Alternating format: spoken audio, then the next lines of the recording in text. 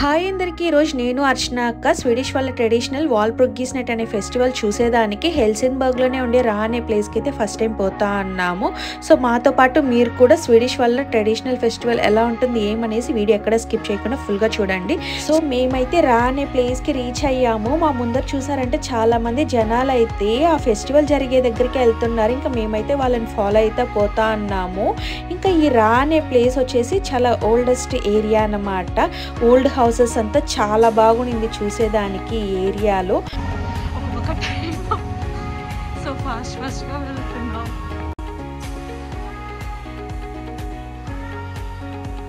అలానే స్వీడిష్ వాళ్ళు ఈ వాల్పుర్గిస్ నైట్ అనేది ట్రెడిషనల్గా ఎందుకు ఈ ఫెస్టివల్ని వాళ్ళు చేసుకుంటారనేసి అయితే నేను ఈ వీడియోలో అయితే చెప్తాను. ఎండింగ్ దాకా అయితే చూడండి. మేమైతే చాలా రోజుల తర్వాత ఒక ప్లేస్లో ఇంతమంది జనాల్ని చూస్తూ ఉన్నాము. స్ప్రింగ్ అలానే డే లైట్ అనేది కూడా స్టార్ట్ అయింది కాబట్టి ఇంకా నైట్ టైము 9-10 అయినా కూడా రోడ్ల మీద జనాలు బాగానే కనబడుతూ ఉంటారు. ఈ ఫెస్టివల్ వచ్చేసి మన ఇండియన్ ఫెస్టివల్కి కొంచెం సిమిలర్గా ఉంటుంది అన్నమాట. దానికనేసి నేను ఇంత ఖచ్చితంగా వీడియో ఫుల్ దాకా చూడండి అని చెప్తా అన్నాను.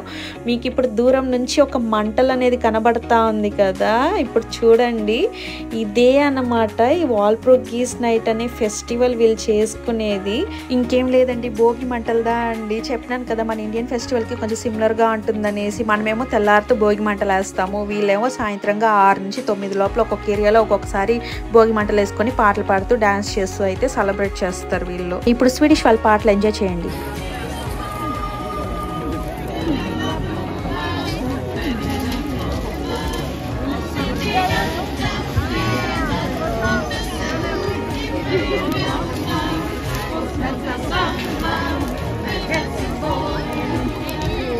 సో స్వీడిష్ వాళ్ళు ఈ వాల్పుర్గిస్ నైట్ అనేసి ఎందుకు జరుపుకుంటారనేసి ఒక్కొక్కరు అయితే ఒక్కొక్కరు చెప్తుంటారు. సో ఇది ఏప్రిల్ 30th అయితే జరుపుకుంటారు వీళ్ళు. అలానే పూర్వకాలంలో వచ్చేసి ఈవిల్ స్పిరిట్స్ ని వచ్చేసి తరిమేసేదానికి ఇలా మంట పట్టి సెలబ్రేట్ చేసేవాళ్ళంటే. ఇంకొకటి వచ్చేసి స్వీడిష్ అమ్మాయి చెప్తాది వినండి.